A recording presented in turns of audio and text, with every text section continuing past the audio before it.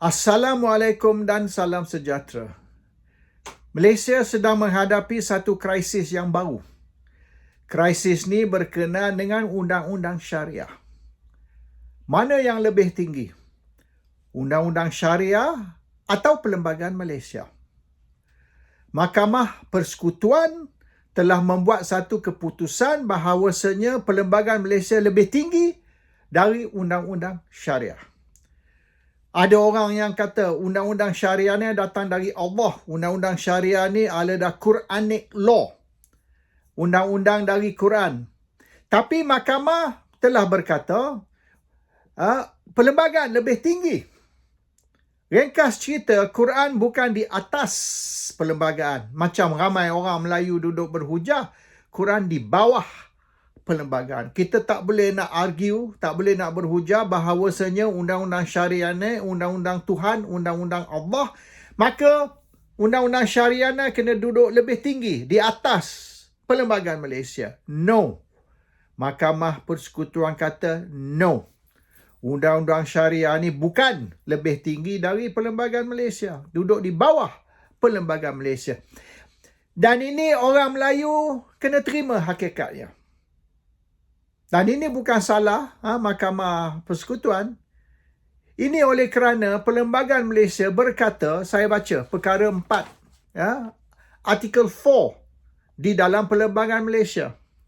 This constitution is the supreme law of the Federation, and any law passed after Merdeka Day, which is inconsistent with this constitution, shall to the extent of the inconsistency be void. Perlembagaan Malaysia adalah agung, supreme. Okey. Mana-mana undang-undang yang diluluskan selepas merdeka yang bercanggah dengan perlembagaan ini adalah tak sah. So bermaknanya semua baik syariah, baik tak kisah apa sekalipun, duduk di bawah perlembagaan. Perlembagaan duduk di atas sekali. Supreme means agung. Perlembagaan Malaysia adalah agung, yang lain semua di bawah. Termasuk undang-undang syariah, termasuk yang kita duk kata hukum Allah lah, Quranic law lah, undang-undang apa sekalipun, dia tidak mengatasi perlembagaan. Orang Melayu tak faham. Dan kita sudah 67 tahun merdeka, nak masuk 70 tahun, kita masih pertikai, masih berdebat tentang status Islam di dalam Malaysia. DAP mengulang banyak kali. Mereka berkata, Tengku Abdul Rahman, Perdana Menteri pertama, bapa merdeka, telah mengumumkan yang Malaysia adalah negara sekular. Dan Tengku Rahman kata dia akan mempertahankan status sekular. Itu sebab PAS ditubuhkan tahun 51, 6 tahun sebelum merdeka. 6 tahun sebelum merdeka, orang UMNO berdebat. Adakah kita nak pergi kiri ke jalan sekular atau nak pergi kanan ke jalan negara Islam? Mereka berdebat. Mereka bergaduh. Akhirnya apabila UMNO kata kita nak mempertahankan status sekular, maka golongan Islam di dalam UMNO keluar dan buka parti baru tahun 51 yang dipanggil PAS. Sebab tu PAS ditubuhkan. Sebab UMNO mempertahankan status sekular. Oleh kerana tu, mereka yang nak negara Islam atau sistem Islam keluar dari UMNO, buka parti baru, dipanggil PAS. Ini punca dia. So, tahun 51 sudah timbul isu ataupun debat Malaysia ni ke mana? Ke sekular atau ke Islam? Bila UMNO mempertahankan sekular, maka parti baru, Parti Islam ditubuhkan. Pan Malaysian Islamic Party. Kemudian dipanggil PAS. So that is a history of how UMNO berpecah tahun 51 di antara golongan sekular dan golongan Islamis. Sampai hari ini, status Malaysia tidak terang sebab walaupun dia tidak sebut Malaysia ni adalah negara Islam. Dia juga tidak sebut Malaysia ni adalah negara sekular. It's silent. Perlembagaan senyap. Dia tak confirm status Malaysia ni, are we a secular state or Islamic state? Tak ada. Dia cuma kata Islam is a religion of the federation. Tu saja. Apa maksud tu?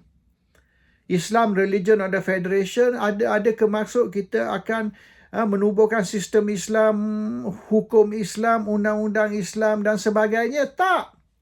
Kasino ada. Tempat judi merata ceruk Malaysia all over. Tempat judi ni. Macam cendawan.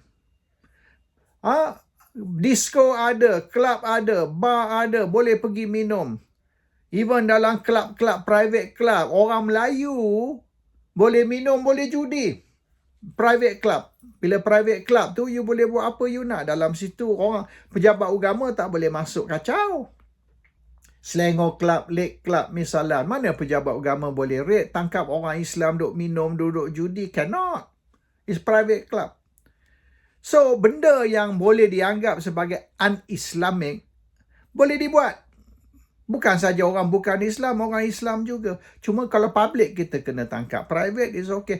So, there's banyak sistem sekular yang diamalkan di dalam negara di mana dikatakan Islam is the religion of the federation.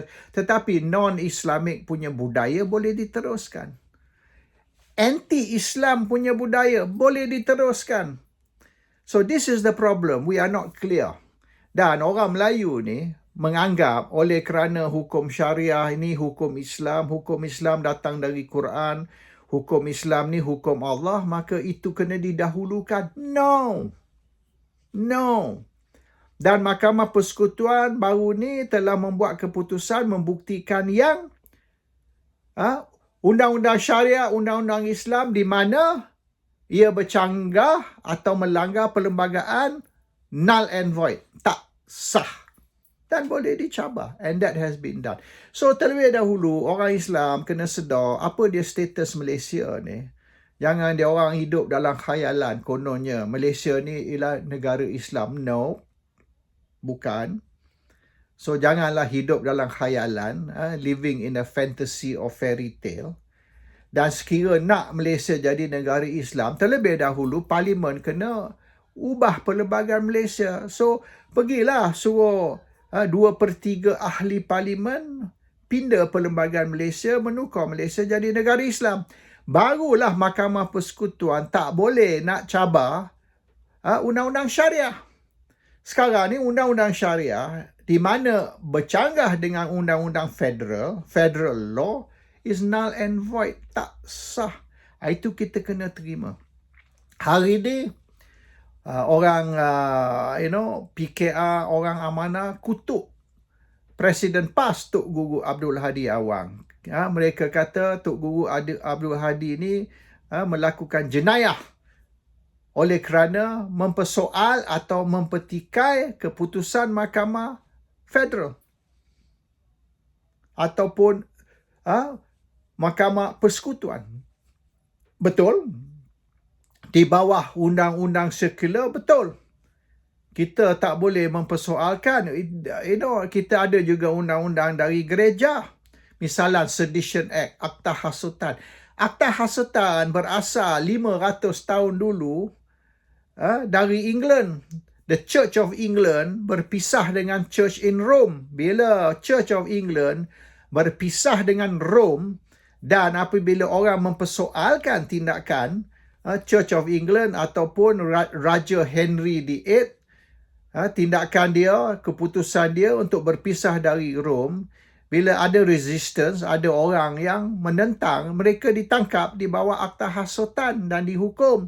So it is a Church of England law, Sedition Act, Akta Hasutan, untuk nak tangkap dan hukum orang yang menentangkan tindakan Church of England berpisah dari Rom. So kita guna pakai Akta Hasutan sampai hari ini 500 tahun kemudian.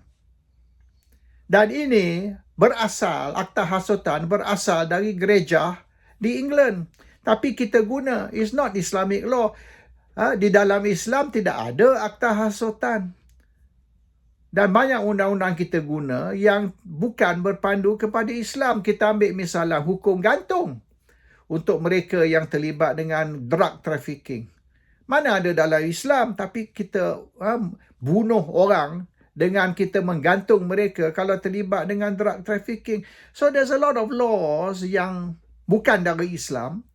Dan apabila kita nak cabar mana-mana undang-undang, ini bukan berpandu kepada, keputusannya bukan berpandu kepada Quran, tapi berpandu kepada Perlembagaan Malaysia. Bermaknanya Perlembagaan Malaysia is above the Quran. Orang Melayu kena terima hakikat tu. Sehingga satu hari kita pindah perlembagaan dan kita meletak Quran di atas. Sebab kalau Darul Islam, perlembagaan dia Quran. Tapi kita bukan Darul Islam. Kita Persekutuan Tanah Melayu.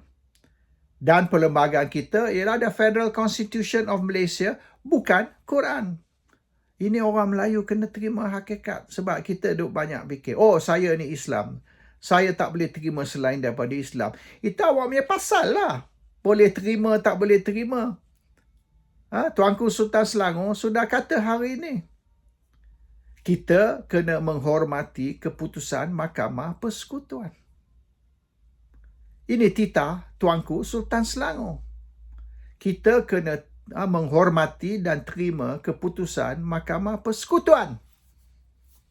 Dan Tuanku Sultan Selangor bercakap sebagai orang yang bertanggungjawab tentang Islam. He is an authority yang boleh bercakap tentang Islam. Orang lain tak ada authority nak bercakap tentang Islam. Biarlah you ni ulama ke, ustaz ke, mufti ke, no. Sebab this is not about Islam tau. Isu syariah ni is not about Islam, it's about the law. Isu syariah ni bukan tentang hukum Allah, ianya tentang Perlembagaan Malaysia. Tak kisahlah hukum Allah apa benda sekalipun, tak kisahlah Quran kata ini atau itu. Yang penting bila kita berbincang tentang undang-undang, ianya kena berpandu kepada Perlembagaan Malaysia. Bukan berpandu kepada mana-mana faktor yang lain. That is a reality orang Melayu perlu terima. Dan sampai hari ini, DAP mempertahankan kenyataan Tengku Abdul Rahman bahawasanya Malaysia adalah negara sekular. Dan walaupun Tun Dr. Mahathir Mohamad ada berkata masa dia Perdana Menteri, Malaysia is an Islamic country bukan Islamic state. Bermaknanya Malaysia adalah negara Islam tapi berpandu kepada sistem sekular. So we actually a mix. Kita ni di antara dua sistem. Sistem sekular dan sistem Islam, dan kita guna Islam di dalam maknanya situasi-situasi tertentu, dan dalam situasi satu lagi kita mengguna sekular. We use both. We are not a secular state, we are not an Islamic state. Kita boleh dikatakan rojak di antara dua. Sistem mana kita guna berpandu kepada situasi semasa itu.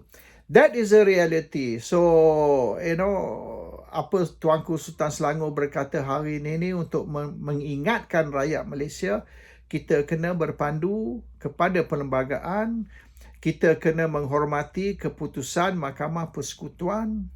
Dan walaupun Sultan Selangor ni boleh dianggap in charge of Islam, tapi in this situation, in the situation of Sharia law, it is not about Islam, it is about the law and the constitution. Isu Sharia ni tak kena mengena dengan Islam, ianya tentang perlembagaan dan undang-undang. Dan keputusan Supreme Court, Mahkamah Persekutuan adalah final.